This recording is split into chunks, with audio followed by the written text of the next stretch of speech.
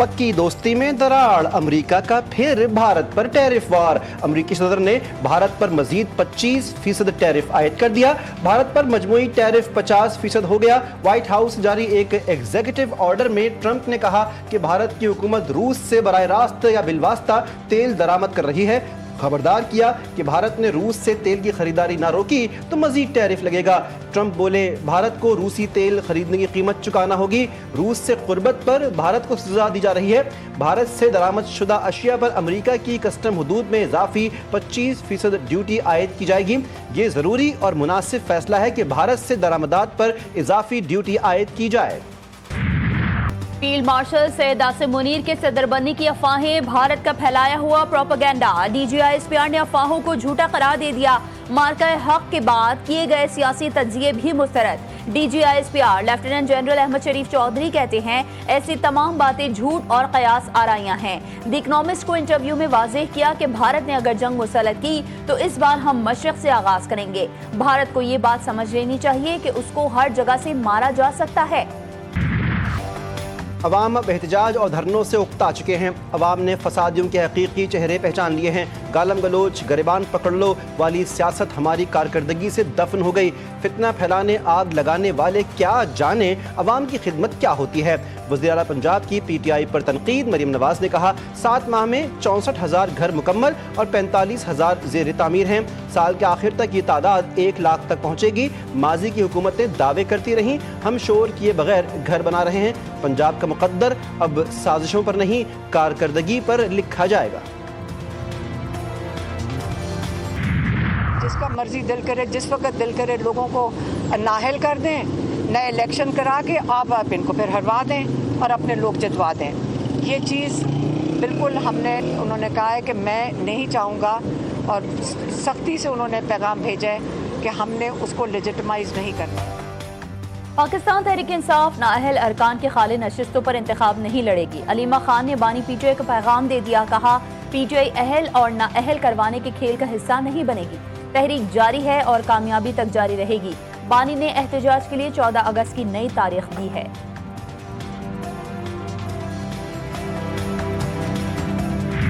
Election commission के पास आज खुद डायरेक्ट नोटिफिकेशन करना कोई इख्तियार नहीं है, रूल्स में नहीं है, लॉ में नहीं है, आइन में नहीं है। उस पे हेयरिंग होती है, 90 दिन का टाइम है, उसके खिलाफ अपील है। इलेक्शन कमीशन ने हम ज़रूर चैलेंज करेंगे। तहरीक इंसाफ का PTI अरकान की नाअहली का नोटिफिकेशन चैलेंज करने का ऐलान। चेयरमैन PTI कहते हैं कि अपोजिशन लीडर उमर अयूब ही रहेंगे। अपोजिशन लीडर की सीट उमर अयूब के लिए रिजर्व है। बैरिस्टर गौहर ने गुज़श्ता रोज़ मुल्क भर में एहतजाज को कामयाब करार दे दिया। PTI रहनुमा सलमान अकरम राजा बोले, एहतजाज में लोगों की अदम शिरकत पर पार्टी में और बानी से बात करूँगा। एहतजाज इससे बेहतर हो सकता था और आइंदा होगा। इस वक्त माहौल है कि फस्तायत है, उसमें मुज़ाकरात बेमानी है।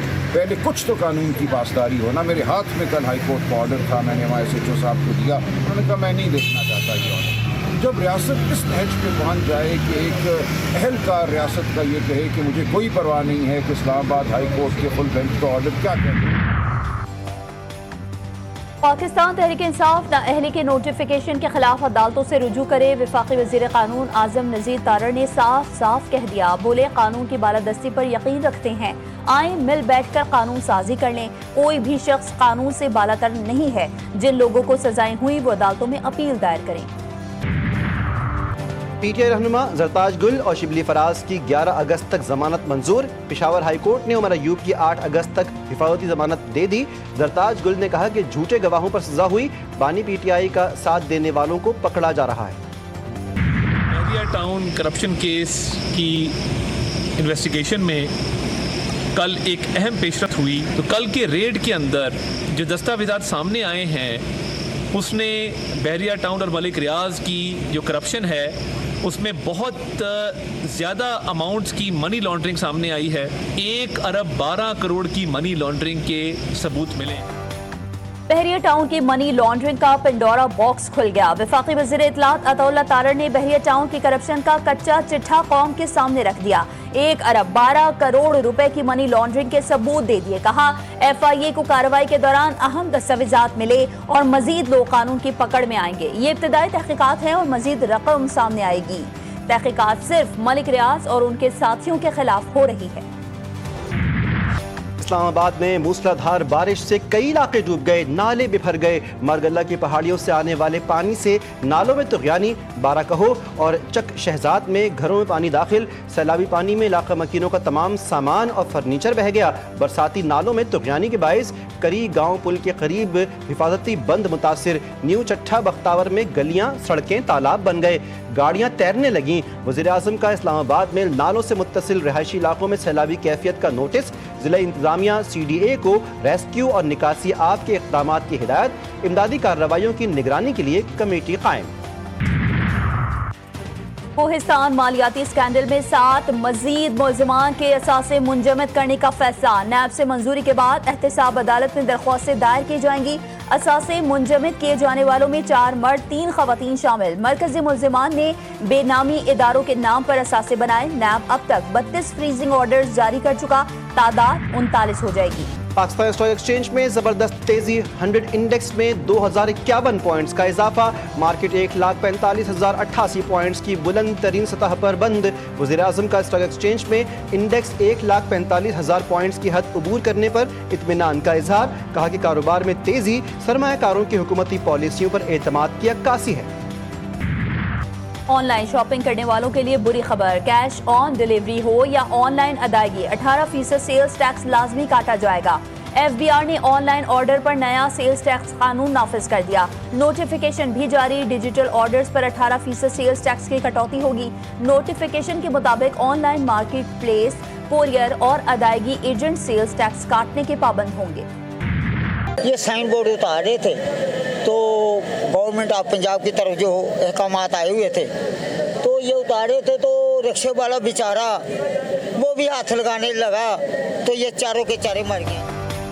لاہور کے علاقے شاہدرہ میں افسوسناک واقعہ، دکان پر غیر قانونی نصب بورڈ ہٹاتے وقت 4 افراد کرنٹ لگنے سے جاں بحق، بورڈ ہائی وولٹیج تاروں سے ٹکرا گیا، زندگی کی بازی ہارنے والے افراد کی المناک موت پر علاقے میں کوہرام مچ گیا۔ صہیونی فوج کے ہاتھوں فلسطینیوں کا بہیمانہ قتل عام، 24 گھنٹوں میں 135 فلسطینی شہید، 800 کے قریب زخمی، شہداء میں امداد کے منتظر 87 بھوکے پیاسے متاثرین بھی شامل۔ صہیونی فوج کا غزہ سٹی کے 9 علاقے خالی کروانے کا حکم، امداد کے لیے جمع متاثرین پر امدادی ٹرک پلٹنے سے 20 فلسطینی شہید، کئی زخمی، بھوک کی شدت سے مزید 8 فلسطینی دم توڑ گئے۔ امریکہ کا غزہ میں امداد کی تقسیم کو اپنے ہاتھوں میں لینے کا فیصلہ، انروا کے سربراہ فلپ لازارینی نے کہا غزہ میں بھوک تازہ ترین قاتل بن گئی ہے۔ حماس نے ایک بار پھر غزہ میں تشکیل دی جانے والی آئندہ حکومتی انتظامیہ سے دستبرداری کا اعلان کر دیا۔ امریکی نمائندہ خصوصی اسٹیو وٹکوف اور صدر پیوٹن کی ملاقات کارآمد اور تعمیری قرار۔ 3 گھنٹے تک جاری رہنے والی ملاقات وائٹ ہاؤس کو روس کو یوکرین کے ساتھ امن معاہدے کی ڈیڈ لائن کے خاتمے سے قبل اہم تصور کی جا رہی ہے۔ روس نے ملاقات کو اہم پیش رفت قرار دے دیا ہے۔ امریکہ کی جانب سے کوئی رد عمل سامنے نہیں آیا۔ زیارات کے لیے بذریعہ سڑک جانے پر پابندی مسترد، قافلے روانہ، ہر صورت رمضان بارڈر جائیں گے۔ مجلس وحدت مسلمین کے سربراہ سینیٹر راجہ ناصر عباس کا 2 ٹوک اعلان، کہا کہ قافلوں کی روانگی کے وقت پابندی لگانا بنیادی مذہبی حقوق کی خلاف ورزی ہے، کوئی متبادل راستہ اور کوئی ریلیف نہیں دیا گیا، سیکیورٹی فراہم کرنا حکومت کی ذمہ داری ہے۔ MWM کے وفد کی گورنر سندھ سے ملاقات، اپنے مطالبات پیش کر دیے۔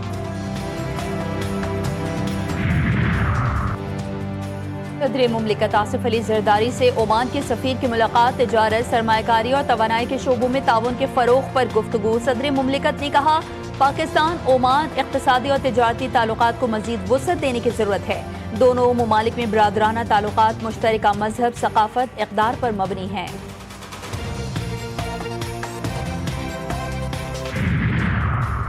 پاکستان اور ترکیہ کی بحری افواج کی اسپیشل فورسز کی کراچی میں پہلی 2 طرفہ مشق، سمندر خشکی میں مختلف آپریشنز اور شہری علاقوں میں فوجی کارروائیوں کا مظاہرہ کیا گیا۔ مختلف ہتھیاروں کا استعمال، جنگی منظرناموں پر مشتمل آپریشنز کے مظاہرے کیے گئے۔ نئی ہب کینال میں شگاف پڑنے کی خبروں کی حقیقت کھل کر سامنے آ گئی۔ میئر کراچی کا ہب کینال کے مقام کا دورہ، مرتضی وہاب نے کہا ویڈیو پرانی ہے، واٹر کارپوریشن کی بنائی ہوئی ہے، افسوس ہے کہ بغیر تصدیق خبریں بنا دی جاتی ہیں۔ نئے کینال کا افتتاح ہر صورت 13 اگست کو کیا جائے گا۔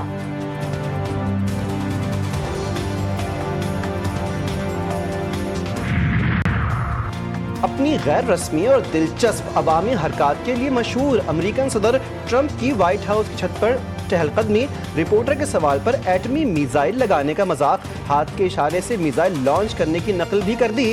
بعد میں میڈیا سے گفتگو کے دوران نائب صدر جے ڈی وینس کو اپنا سیاسی جانشین قرار دے دیا۔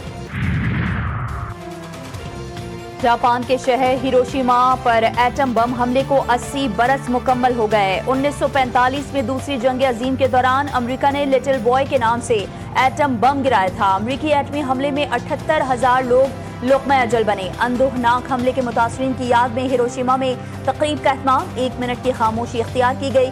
جاپانی وزیر اعظم نے متاثرین کی یادگار پر پھول چڑھائے۔ برطانوی سفیر پی آئی اے کی مداح نکلی۔ جین میریٹ نے کراچی سے اسلام آباد پی آئی اے میں سفر کی ویڈیو جاری کر دی، کہا کہ بہت جلد پی آئی اے کی پرواز سے براہ راست مانچسٹر جاؤں گی۔ ملک بھر میں جشن آزادی کی تیاریاں زور و شور سے جاری، شہر شہر سبز ہلالی پرچموں کی بہار، بازاروں میں رونقیں بڑھ گئیں، بچے بڑے سبھی قومی پرچم اور بیجز کی خریداریوں میں مصروف، ٹوپیاں، شرٹس، چوڑیاں اور قومی لباس بچوں کی دلچسپی کا محور۔ جان سے پیارا پاکستان یوم آزادی پر آئی ایس پی آر کا نیا ملی نغمہ جاری، وطن سے محبت، قومی اتحاد اور فوجی جذبے کا اظہار، نغمہ مذہبی ہم آہنگی کا مظہر، ملی نغمہ قوم کے حوصلے، قربانی اور وفا کی آواز بن گیا۔ سندھ کے سینئر وزیر شرجیل نڈا میمن کا سینٹ کمیٹی برائے ریلویز کی کے سی آر کے لیے کوششوں کا خیر مقدم، کہا کے سی آر کے لیے ایشیائی ترقیاتی بینک سمیت عالمی شراکت داروں سے رابطے جاری ہیں۔ سندھ حکومت وزیر اعلیٰ کی قیادت میں کے سی آر کی ہر صورت تکمیل کے لیے پرعزم ہے۔ منصوبے میں حائل رکاوٹوں کے حل کے لیے وفاقی حکومت سے تعاون کی امید ہے۔ پاکستان کی پہلی جدید ماحول دوست اور مکمل الیکٹرک اربن ٹرین کا کامیاب تجربہ، بجلی چلنے والی سپر ایٹونومس ریپڈ ٹرین نے لاہور کی سڑکوں پر دوڑ لگا دی۔